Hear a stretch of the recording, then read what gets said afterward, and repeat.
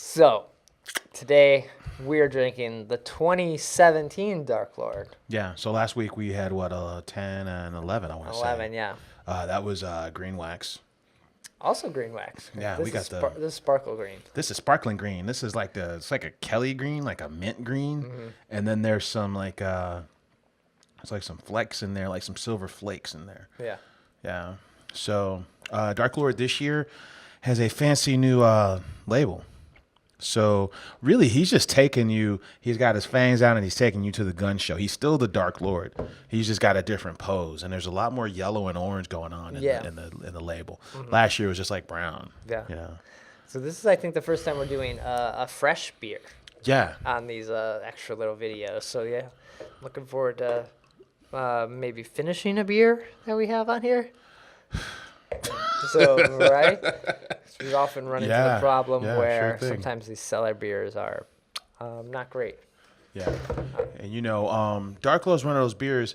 I mean, the hype train with Floyd's is like nothing that I've ever seen. No, yeah. I mean, we were talking on the podcast, like, guys are like really yelling out, like it's the fucking stock market yelling out, Chemtrail just hit 400 on Craigslist, and then like 300 for FVM, and then what was the other variant? The third was Hanji. Hanji's always the vanilla barrel aged one. Okay. But they call it marshmallow Hanji, but it's really just vanilla barrel aged Dark Lord. Yeah. The one that I've had that I really dug was Ronaldo in the past.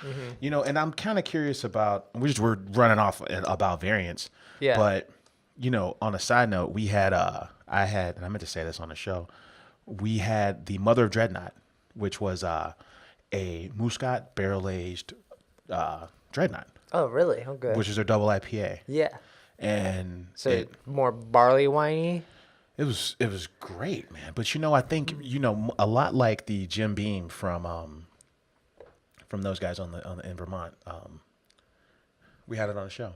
Allagash, okay. It's like 3 months in a barrel, that thing. Yeah, just a flash barrel. I feel like this was that too, because it was way too happy to be in there for a long time. Yeah, you don't want to. This is a double IPA in barrel, so yeah, we'll give this a try. Get like some cocoa. You definitely get that coffee. I won't say like a barbecue. Yeah. Kind of aroma happening. Yeah. Yeah, like there's this really odd I don't know, maybe like burnt. There's some kind of burnt sugar thing going there, like the the crust on like the flan. You get the flan's nice and sweet, but the shell of the flan is kind of got that burnt flavor. I gotta say, I haven't had a fresh Dark Lord, I think, since last year, since I think Chris Jacobson was on. Yeah. And he brought a variant, I think the normal one, or you brought that one. So yeah. And then prior to that, last week when we opened up the 2010 and 2011 Dark Lord, that was the last time I had Dark Lord. It's very familiar. Like, it's like, oh, I've had this beer before. Like, it tastes exactly like what I remember it. You're either going to love it or hate it. It's thick. It's motor oil-esque. You get like that cherry, little sweetness.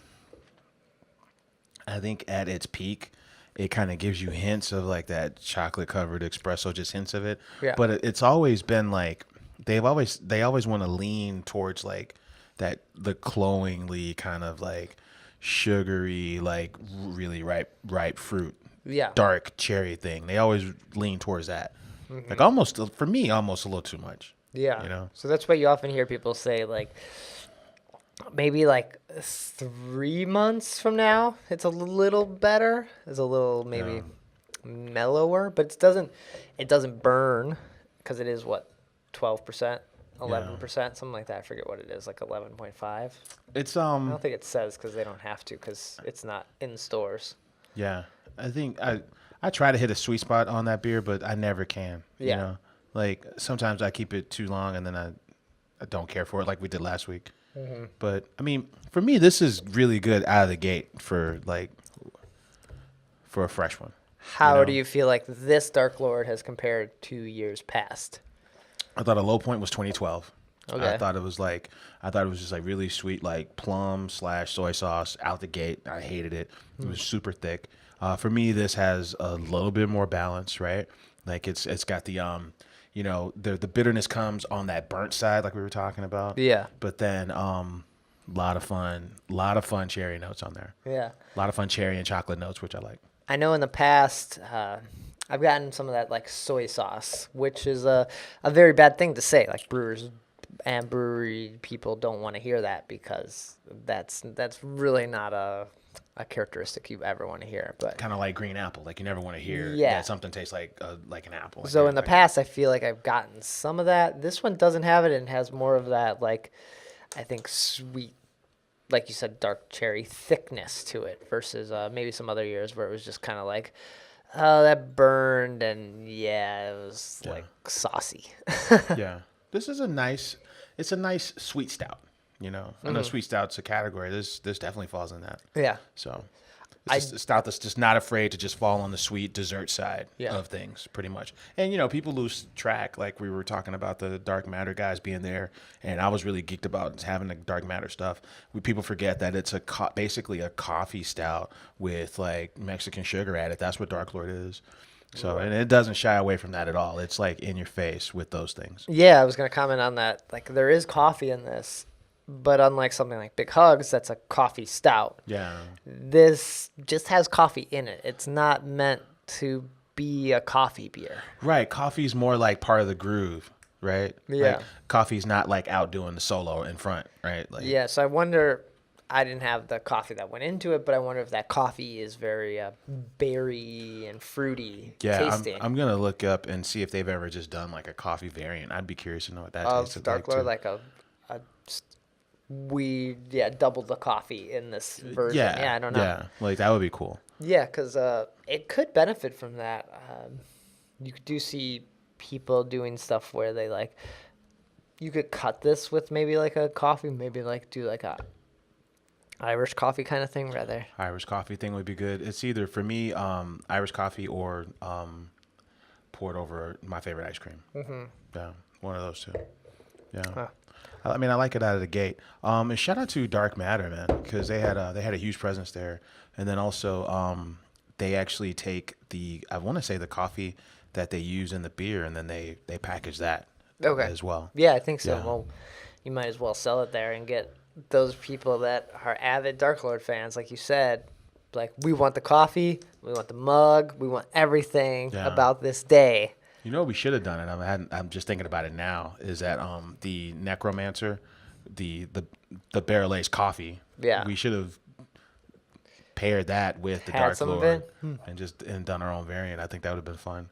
But I didn't realize that. I mean, we're having it now, so it's my first time realizing that would have worked. Yeah. So how many bottles did you end up getting? How many do you have? What are you going to do with them? I typically just give them away to gifts. Like I was in San Francisco last year. I took one to like Houston, Texas last year. There's places, you give them away for birthday gifts, that kind of thing. We drink one on the show. You get the 4, and then I got the French Vanilla Militia, which I don't want to get it wrong, but I think French Vanilla Militia is, it's, what is French Vanilla Militia? Oh, here it is right here. So it's Dark Lord aged in Muscat barrels with vanilla cacao nibs. Okay. So, vanilla cacao nibs and coffee. That sounds pretty good. So that's the one I got. So I think, what we try to do every year is just like get a group of people that just have them all and just try them all, So hopefully that's not too far out, but yeah, we'll see. Nice. Yeah. Well, if you were able to pick up a bottle, make sure you open one up now if you're thinking of saving them. Oh, for sure. I'd say this is ready to drink now. Yeah, always open one now. Don't just leave them sit around, because otherwise you're waiting for that occasion and it will never happen. So what we need to do is I'm thinking of all these great ideas after I've had like 4 beers, but get somebody, maybe give them 2 of your originals and then have them come and rock a variant with you, and then you match your variant if you got different ones. Whoa, yeah. Yeah, something like that. Little party. We need to have a tasting party here. We always have tons of beer, so we got to do something else. Yeah, for sure. All right. Well, we'll keep sipping on this, and yeah, thanks for checking this out. Cheers.